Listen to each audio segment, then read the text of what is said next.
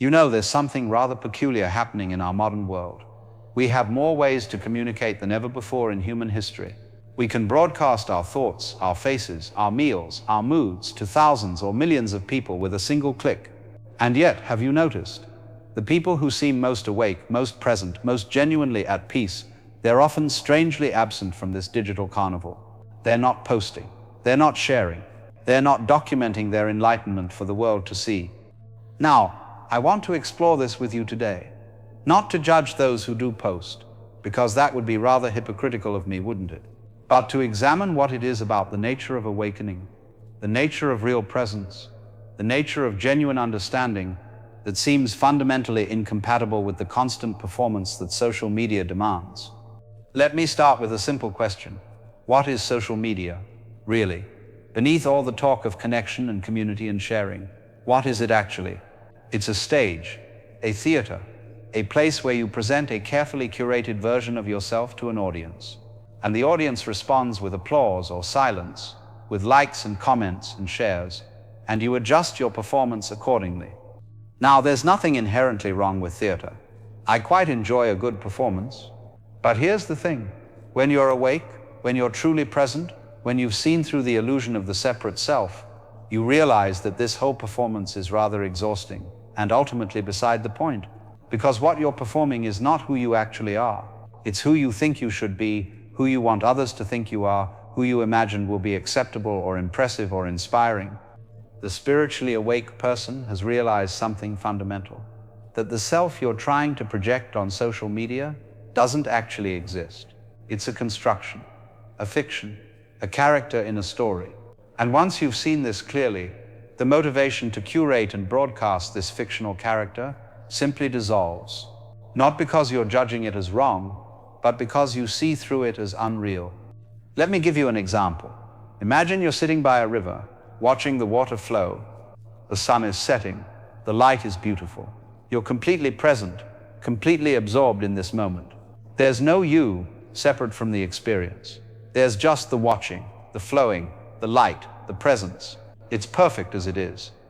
Now, what happens when you take out your phone to photograph it, to post it, to share it?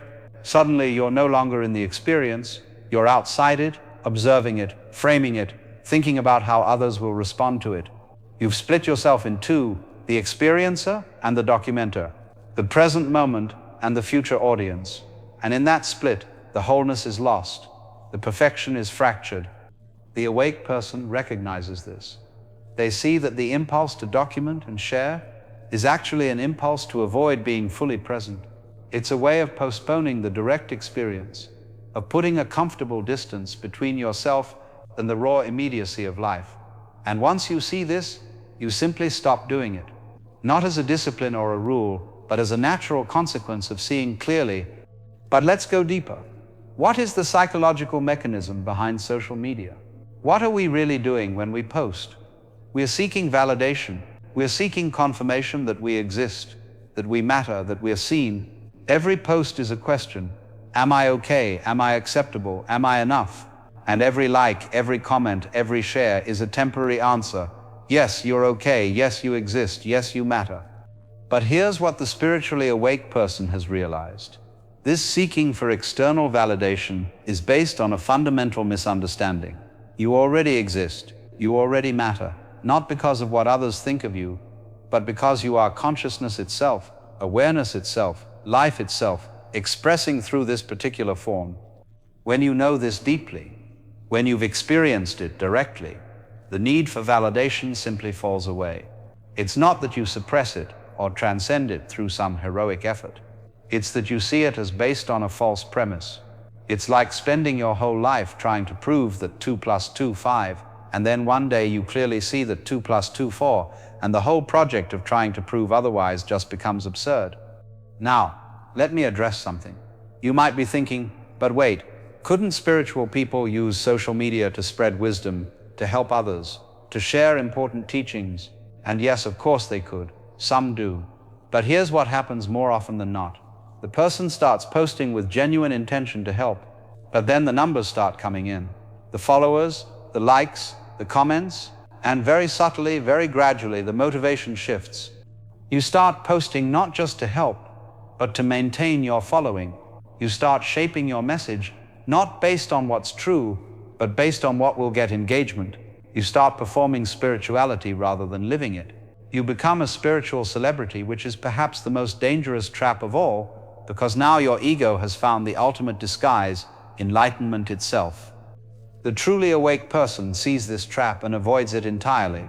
They know that real transformation happens in silence, in presence, in direct contact between one human being and another, not in the broadcasting of curated wisdom to thousands of strangers who are themselves scrolling through hundreds of other posts, half paying attention, consuming content like fast food.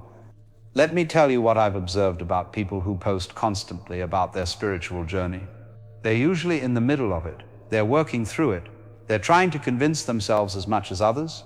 They're using the posting as a way of solidifying their understanding, of making it real by declaring it publicly. And there's nothing wrong with this. It's a stage in the process, but it's not the same as having arrived. The person who has actually arrived, who has genuinely woken up, they don't need to declare it. They don't need to document it. They don't need to share it with the world, because they're not doing it for the world. They're not even doing it for themselves. It's simply what's happening through them, as naturally as breathing, as effortlessly as the river flowing downstream. Here's another dimension of this. Social media is fundamentally about time, about the past and the future. You're posting about what already happened, or about what you're planning to do. You're documenting your history or creating your image for tomorrow. But awakening is about the eternal now, about being completely present to this moment, exactly as it is. The more you're posting, the more you're living in time. The more you're living in time, the less you're living in the timeless present. And the present moment is where everything real happens. It's where love exists, where beauty exists, where peace exists, where life itself is actually occurring. Everything else is just memory or imagination. So the spiritually awake person naturally gravitates toward presence and naturally moves away from the constant documentation of past moments and the constant planning of future performances. They're too busy being here to be constantly broadcasting about being here. Now, let's talk about comparison, because this is one of the most insidious aspects of social media. You can't help but compare yourself to others when you're constantly seeing curated highlights of their lives. And even if you're aware that it's all performance, that everyone is showing their best moments and hiding their struggles, the comparison still happens. It's automatic. It's built into the format. The awakened person has seen through comparison itself. They've realized that each life is unique, each path is individual, and comparing your chapter 3 to someone else's chapter 20 is not just useless, it's based on a fundamental misunderstanding of what life is. You're not in competition with anyone. You're not behind or ahead. You're simply being what you are, where you are, when you are. When you deeply understand this, social media becomes rather pointless, because the whole structure of it is based on comparison, on status, on being seen as successful or wise or attractive or spiritual. And none of that matters to someone who's truly awake. They're not interested in being seen as anything. They're interested in seeing clearly. Let me give you another angle. Social media is noisy, incredibly noisy. There's always something new, something demanding your attention, something pulling you out of center. And awakening is about finding the stillness beneath the noise, the silence beneath the chatter, the peace beneath the chaos.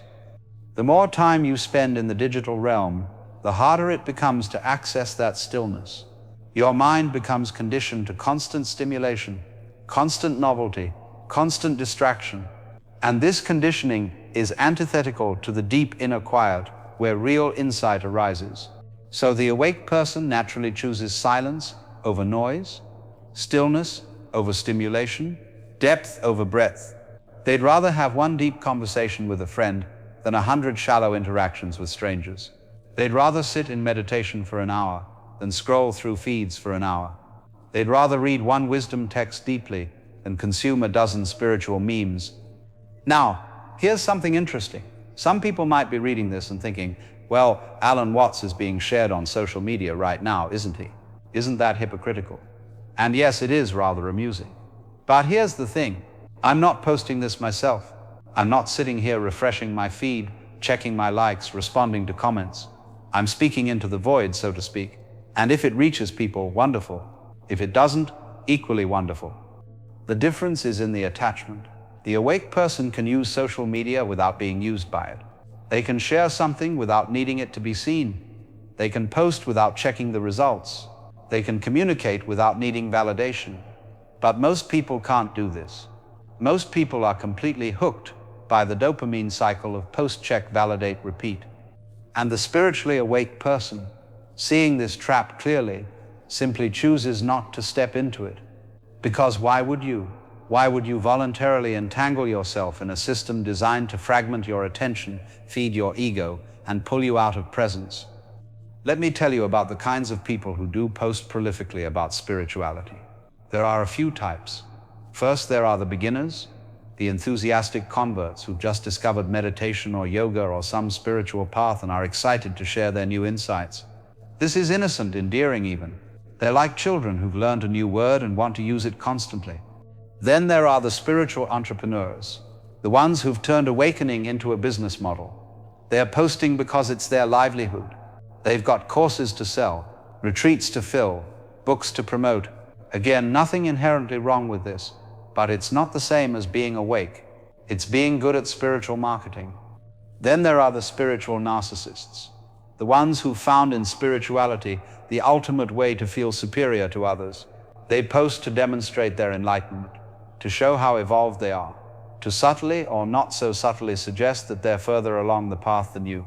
This is perhaps the saddest category, because they're using the highest teaching for the lowest purpose, ego aggrandizement.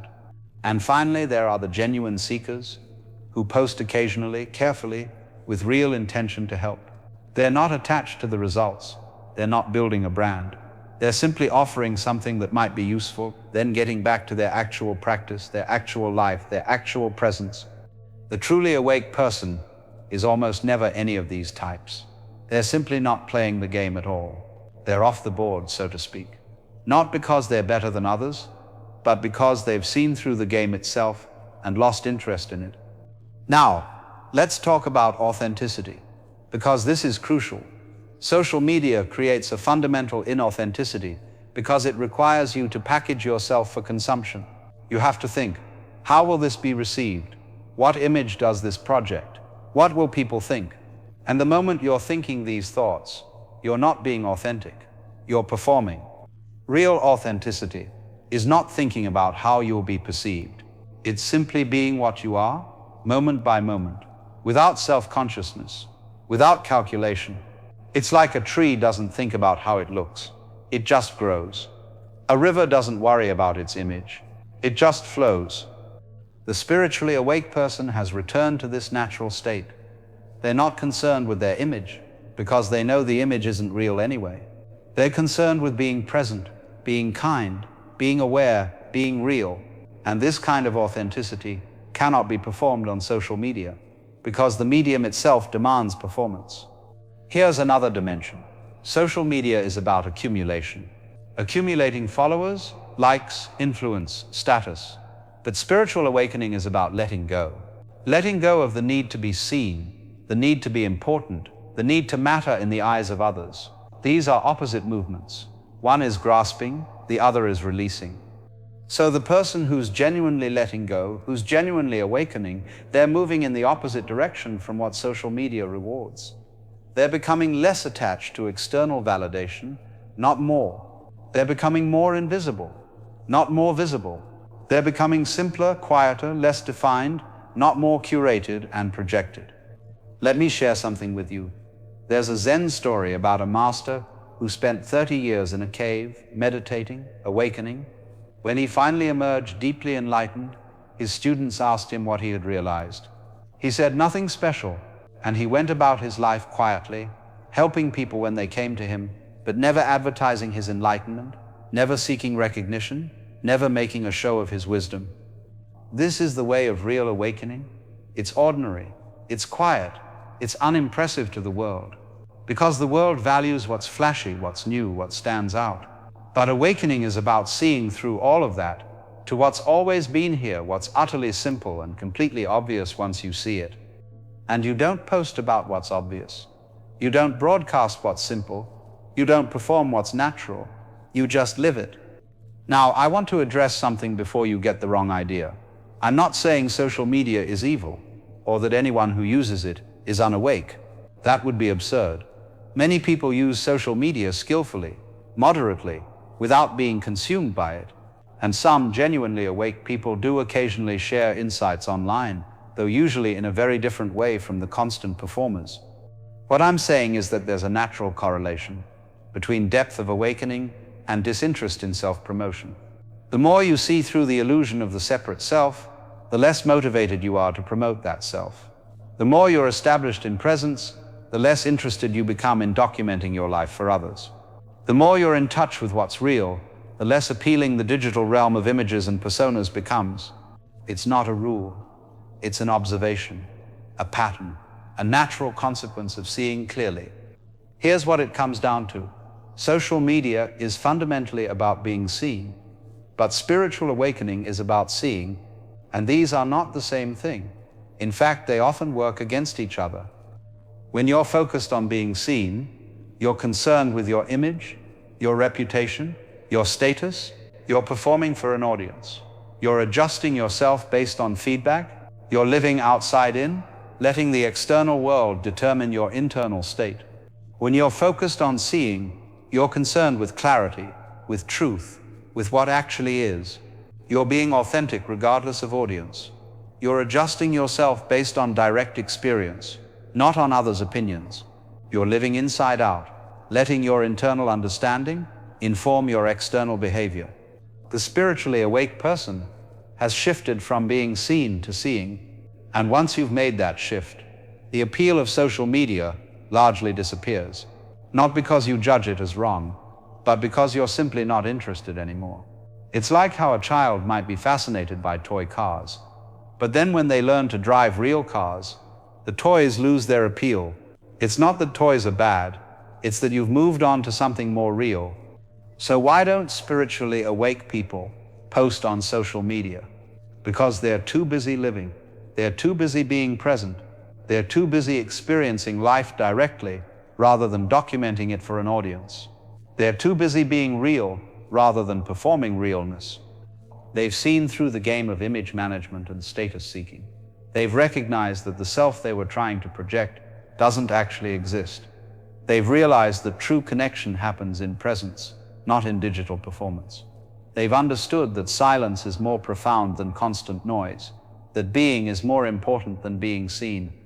And most importantly, they've discovered something so satisfying, so fulfilling, so utterly complete in itself, that the need to broadcast it to the world simply doesn't arise.